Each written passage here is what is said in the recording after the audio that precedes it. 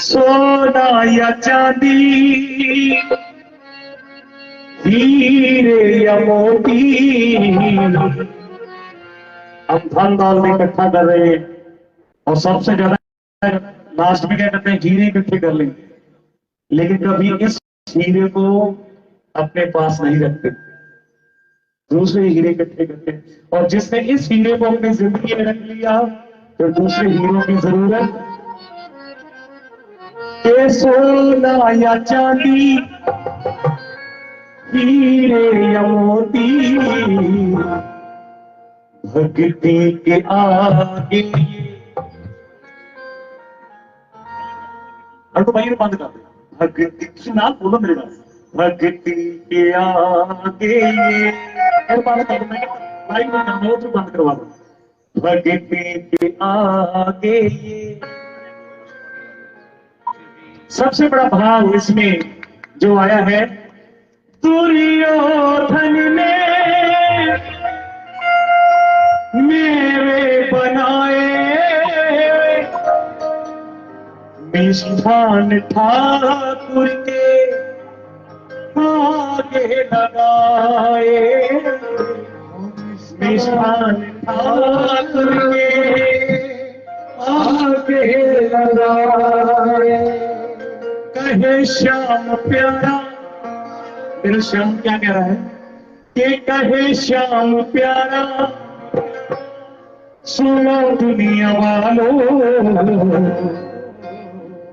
बड़ा अच्छा भाव है कि कहे श्याम प्यारा, सुनो दुनिया वालों। कहते हैं भगवान श्री कृष्ण दुर्योधन के पास गए हैं 10 गांव मांगने के लिए पांडवों के लिए, लेकिन दुर्योधन कहने का, हे कृष्ण 10 गांवों की तो बात छोड़िए, 10 इंच जगह भी नहीं दूंगा पांडवों को, लेकिन हाँ अगर आए हो तो मेरे घर में भोजन करके जाना, ऐसे ऐसे व्यंजन बनाए हैं जो आपने कभी देखे नहीं होंगे। तो श्री कृष्ण को पता लग गया कि दुर्योधन को अहंकार है अपने भोजन का, अपनी दौलत का। कहने लगे दुर्योधन मुझे भूख नहीं है। कहां पहुंचे? विदुर की।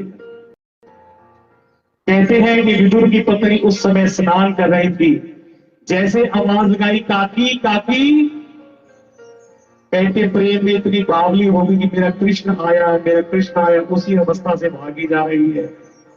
भगवान श्री कृष्ण ने देखा तो सब कहने लगे ये तो प्रेम में बावली हो गई, अपनी पीतांबरी उतारी और उसके शरीर को ढका। कहने लगे काकी भूख लगी है। भाजी बात च बना रहे बोलिए, मेरा ध्यान बार बार थोड़े को नहीं जाता, तुम बोल रहे हो, छाट दो यार, कीर्तन कर रहे हैं आप।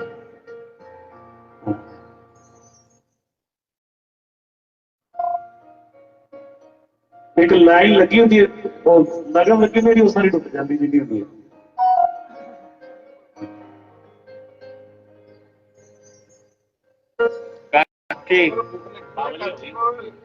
पहुंच गए भगवान, पिता की भूख लगी है, कहने लगी खाना हो तो कुछ घर में नहीं, ये केले पड़े हैं, और इतनी प्रेम में मगन है कि छिलके उतार उतार के भगवान श्री कृष्ण को खिला रही है, और फल एक और रख रही। तो वहां ये कवि ने कितना अच्छा भाव लिखा कि वहां ये श्री कृष्ण कह रहे हैं कि यूं तो स्वाद सारे होते हैं बढ़िया, पर छिलकों के आगे ये कुछ भी नहीं है, छिलकों के आगे ये कुछ भी नहीं है। और साज के साथ गाए उससे पहले एक बात और सुनाऊंगा कि सरोवर के तट पे बड़े संत रहते, हिलनी की कुटिया में मगर राम पहुंचे, कि यूं तो स्वाद सारे होते हैं बढ़िया, सरोवर के तट पे बड़े संत रहते। कहते हैं कि किष्किंधा में पंपा सरोवर के किनारे बड़े ऋषि मुनि तप कर रहे थे। तब जब भगवान श्री रामचंद्र जी 14 वर्ष का वनवास काट के जा रहे थे, तो हर ऋषि मुनि को ये अहंकार है कि भगवान मेरी कुटिया में आएंगे। दूसरा ऋषि कहे नहीं, मेरी 1000 साल की तपस्या मेरी कुटिया में, लेकिन भगवान श्री राम किसकी कुटिया में गए? किसकी? भिल्ली की कुटिया में। यहां एक इंतजार वाली बात सुनने वाली। कहते हैं कि भिल्ली की आयु थी 8 वर्ष। भील बालिका है भिल्ली। उसके पिता ने उसके लिए वर ढूंढा, क्योंकि पुराने जमाने में छोटे छोटे बच्चों की शादी कर देते थे। वर ढूंढा है और घर आके अपनी पत्नी से कह रहे भिल्ली के पिता कि अपनी भिल्ली के लिए ऐसा वर ढूंढ के आया हूं जो बहुत बड़ा शिकारी है। भिल्ली के मन में भक्ति भाव है। वो सोच लगी अपने माँ बाप के घर में भी मार काट देखी है, ससुराल में भी सारी जिंदगी मार काट देखूंगी। घर छोड़ दिया, कहां पहुंच गई? मतंग ऋषि के आश्रम में। लेकिन उसे पता था मतंग ऋषि मुझे अपना शिष्य नहीं बनाएंगे, क्योंकि मैं भील हूं। गुप्त सेवा शुरू की, 3 साल तक गुप्त सेवा की। एक रात छुप के बैठ के मतंग ऋषि को सेवा क्या करती, रात को जाती है, तीसरे प्रहर सूखी लकड़ियां इकट्ठी करती है और हवन के पास आगे रख देती है, जहां ऋषि सुबह हवन करते हैं। एक रात मतंग ऋषि छुप के बैठ गए, सोचने लगे ऐसा कौन सा भक्त पैदा हो गया जो इतनी गुप्त सेवा कर रहा है। तो जैसे ही नीली लकड़ियां रख के जाने लगी, तो ऋषि ने उसका हाथ पकड़ लिया, कहने लगे ऋषिवर मुझे छोड़िए, मैं भील बालिका हूं। तो मतंग ऋषि ने कहा बेटा तुम्हारा हाथ पकड़ा है, इस जहां में भी हाथ नहीं छोड़ेंगे और उस जहां में भी नहीं छोड़ेंगे। जब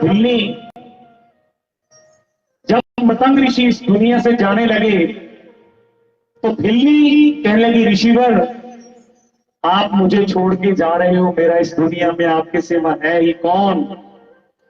तो उस वक्त मतंग ऋषि ने ये वचन दिए भिल्ली को कि बेटा मेरी जिंदगी में भगवान आए या ना आए, पर तेरी जिंदगी में भगवान तेरे घर में आएंगे, जरूर आएंगे। और भिल्ली की आयु कितनी थी जब ये वरदान दिया? जब ये भिल्ली को ये वरदान दिया, भिल्ली की आयु थी 12 वर्ष। 12 वर्ष। और जब श्री राम भिल्ली की कुटिया में आए, तब भिल्ली की आयु थी 84 वर्ष। भिल्ली का विश्वास देखिए कि उसी दिन से कुटिया का रास्ता साफ करती है, फूल बिछाती है कि भगवान मेरी कुटिया में। अगर हम लोग होते तो हम पहले ये पूछो गुरु जी पहले ये बता दो कि आएंगे कब, हमसे इंतजार नहीं होता इतना। लेकिन उसका विश्वास कभी नहीं टूटा। उसने ये याद रखा कि अगर गुरु ने वचन दिए कि भगवान मेरी कुटिया में आएंगे, तो 12 साल से लेकर 84 साल तक भगवान का ये इंतजार किया है। और बेर लेके पहले खुद खाती है बेर, कहीं पर बेर खट्टा न हो, मीठा बेर श्री राम को खिलाई है। और वहां ये कवि ने ये भाव सोचा है कि वहां श्री रामचंद्र जी ये बात कह रहे हैं कि यूं तो स्वाद सारे होते हैं बढ़िया, पर बेरों के आगे कुछ भी नहीं है, बेरों के आगे ये कुछ भी नहीं। आइए मीठी मिलता है सभी ने हाथ दिया, क्या कहना है? माना के भक्तों कलियुग बड़ा है, माना के भक्तों कलियुग बड़ा है, मत के आगे कुछ भी नहीं है।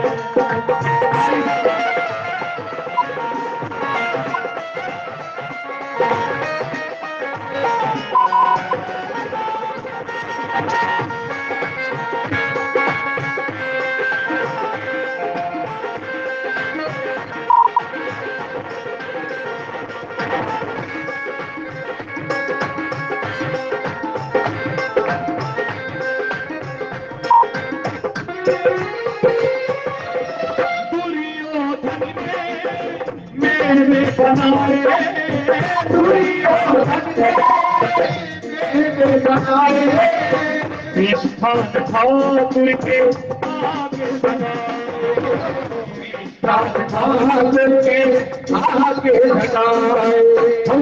श्याम प्यारा सुनो दुनिया वालों अरे श्याम प्यारा दुनिया वालों ये छिलकों के आगे कुछ भी नहीं है छिलकों के आगे कुछ भी नहीं है छिलकों के आगे कुछ भी नहीं है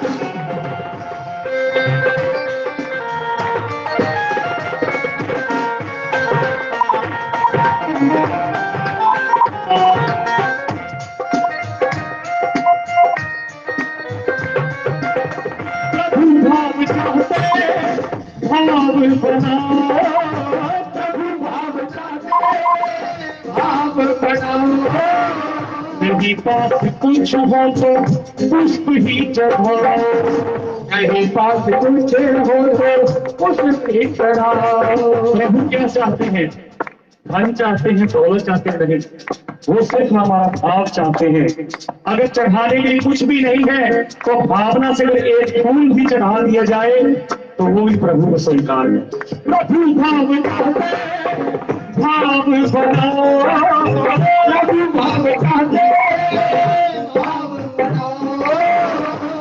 पास कुछ हो तो पुष्प ही चढ़ाओ नहीं पास कुछ हो तो पुष्प ही चढ़ाओ कहे मोहन प्यारा वो मोती की माला कहे मोहन प्यारा वो मोती की माला एक पुष्प आगे कुछ भी नहीं है एक पुष्प आगे कुछ भी नहीं है माना के भक्तों अरे युग बड़ा है माना के भक्तों अरे युग बड़ा है हनुमत के आगे कुछ भी नहीं है के आगे कुछ भी नहीं है हनुमत के आगे कुछ भी नहीं है हनुमत के आगे कुछ भी नहीं है हनुमत के आगे कुछ भी नहीं है बालाजी महाराज की जय।